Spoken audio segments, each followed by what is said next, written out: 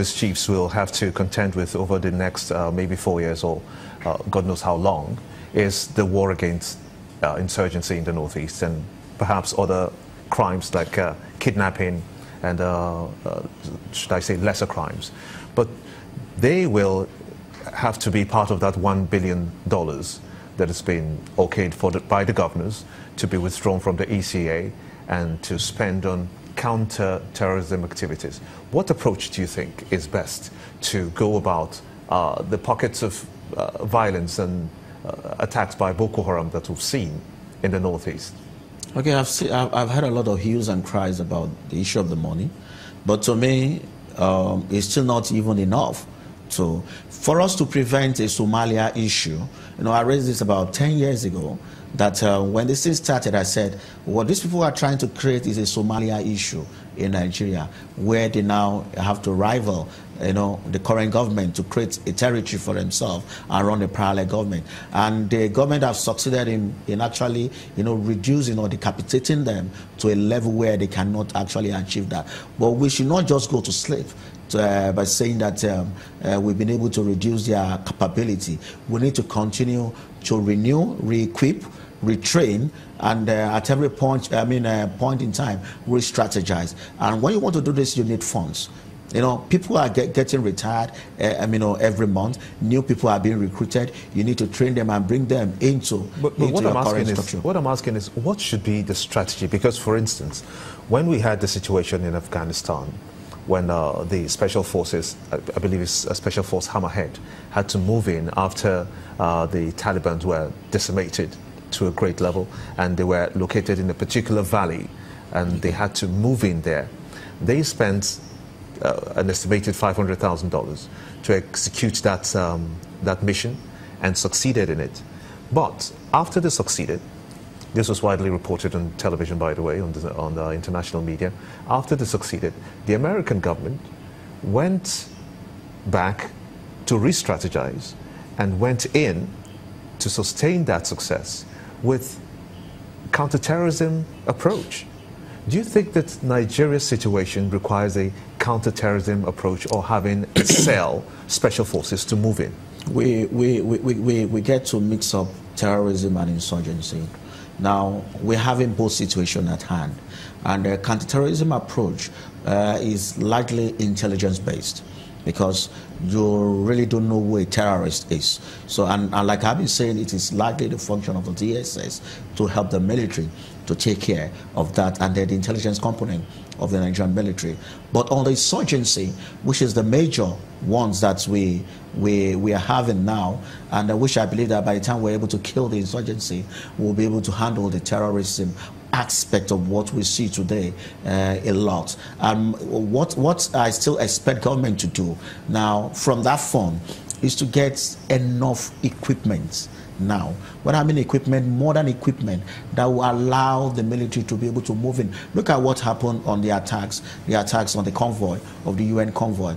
Like I read, they had a team at the front and at the back of the convoy, but an 100 trucks convoy, that is not enough. And I'm sure that must have been made possible because of the inability of the military to get enough equipment shared along all the areas of the theater of operations. So it means that they are not even having enough, because many will have gotten hit by bombs, gotten damaged, many of the equipment. So they need to right now to re-equip them and then to retrain them. I know lots of government currently are trying to provide trainings for them, but we need to employ more.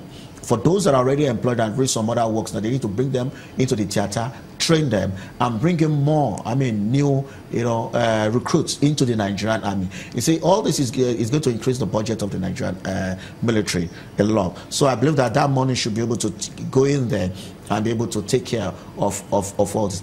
But largely, it's not really about changing strategy right now. The strategy right now is working. So what they need now is for government to now provide more equipment for them and more training for the people, so that even those that are already suffering from war fatigue right now should be able to have enough from fatigue. Yes, to actually they're already tired.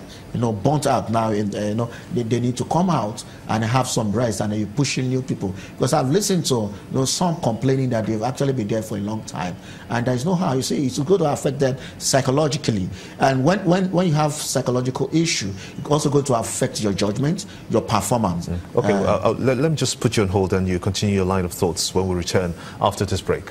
Join us again. It's our closing moments now. We're still with Sheyi Adetayo, a security consultant. What will be the ultimate way forward when you look at fighting terrorism, having our service chiefs put in place, as against if we don't release this money for the war?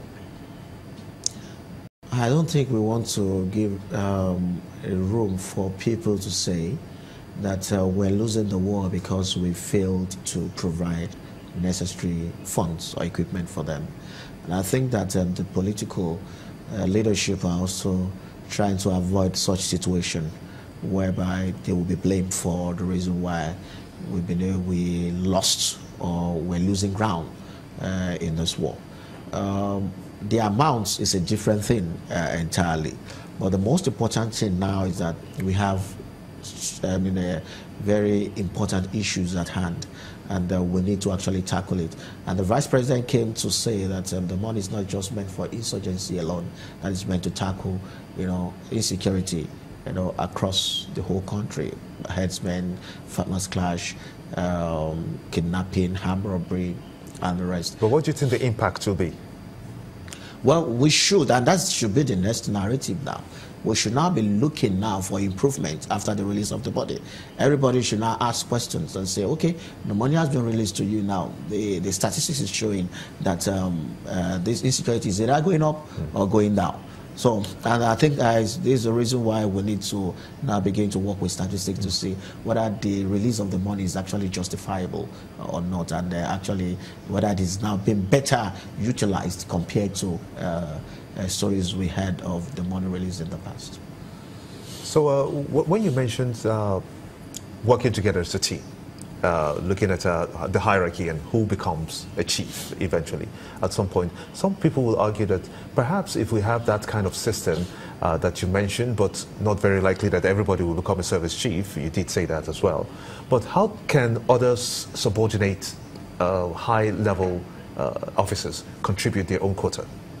Sorry, I actually didn't. How can they contribute their own quota in the war against this terror? No, they are expected to going to work. Do you think they'll be disenfranchised? And like I said, the effect is a long-time effect. It's not something that you begin to see the effect in the immediate. You need to understand this. It's not something that you start seeing the effect in the immediate, even though it's going to start, but it's going to be insignificant right now. They are meant to do their job. They will do their job. Habits with lots of discontentment, the enthusiasm will not be as much as it used to be. Okay. But they are bound to do their job, and they've got no choice but to do their job. Sheyi Adetayo, that's a good place to rest it. I want to thank you so much indeed for talking to us. He is indeed a security consultant. And that's how it's been on Sunrise Daily today. Thank you for watching. I am Gimba Umar. Thank you, and for all that sent in their comments, we do appreciate them. I'm Nel Taibwe. Thank you for watching. I am Ajuri Ngalale, and I wish you a wonderful day.